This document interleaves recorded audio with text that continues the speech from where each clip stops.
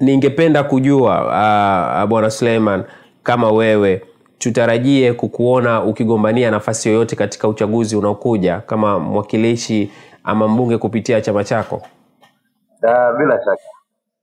Na kwa sababu nina sifa vigezo vyote vimetimia, na kwa kusimamia kile ambacho nilikizungumza mwanzo, kujalia haki, umeona, nguvu ya ushawishi, lakini utatuzi wa changamoto na kuleta mabadiliko.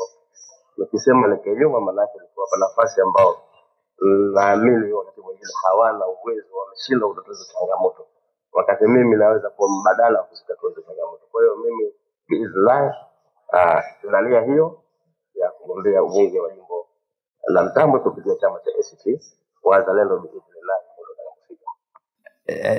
Naam, bila shaka wagombea ambao na wao wametiania tayari kupitia vyama tofauti wanatakiwa wajipange kutokana na yale ambayo unayaelezea katika kipindi chetu hapa. Kutakuwa kuna shughuli kabisa katika siasa na kampeni katika jimbo hilo la Mtambwe.